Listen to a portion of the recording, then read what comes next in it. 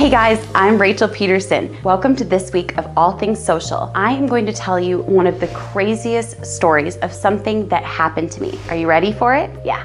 Let's dive on it. So the other day I went to the doctor. My elbow was really hurting and something just kind of felt off. And the weirdest thing happened. As I went into the doctor's office, he didn't shake my hand. He didn't address me by name. I kind of felt like he didn't even have a clue of who I was or what he was doing there. It was the bizarrest thing.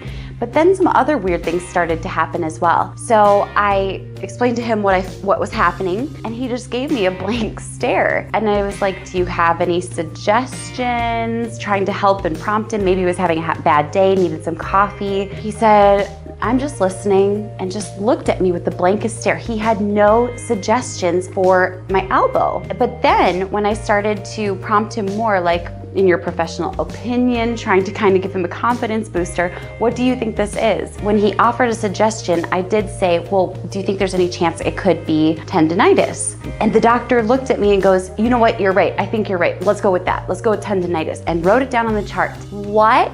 Okay, this didn't actually happen. But here's the thing. I want to explain to you guys what happens when you go into a discovery call without confidence. It is exactly the same thing as a doctor going into his office and letting the patient run the entire event. That's crazy, right? When you go into discovery calls, you have to approach it with confidence. So I'm gonna share with you the 3 ways that I recommend you get confidence before your discovery calls. So number 1, first and foremost, do a little bit of background research. Don't go into your calls with prospective clients without knowing anything about them or their industry. Now, there's a good chance that the conversation of their industry may not actually come up, but just in case it does, you will feel prepared and ready to handle anything that they talk about. Number 2, don't go into a call without having specific questions that you can ask to help you guide the conversation. This is essential because it's so easy to completely blank out, especially in the face of pressure when you know that there's a sale riding on it. What I recommend is coming in with a list of questions that are going to make it so easy for you to hop on into that discovery call and lead it like a champ.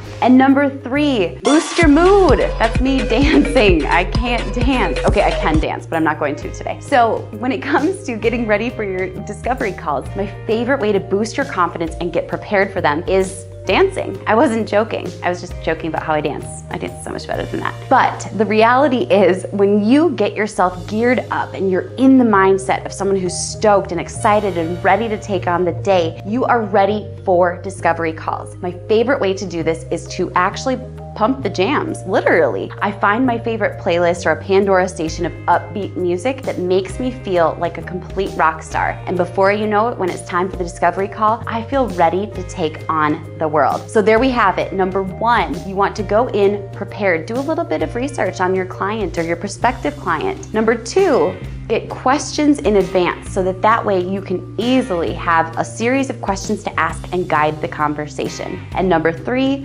pump up the jam, get your confidence going. But I have something awesome for you. So I actually have an entire list of discovery call questions that you can ask to guide your prospective client into making a decision of purchasing. Yes, I'm not kidding you. I have all of the questions that you need. So what you have to do to get that full list is click the link below, join Social Media United for just a $1 trial for 7 days, and you can get access to that. But not only that, tons of other awesome templates. For example, we have proposal templates, next step templates. We even have templates for how to handle payment with your clients. So if you like this video, give me a thumbs up, leave a comment below, and subscribe to my channel so you don't miss a single thing. I'll catch you later.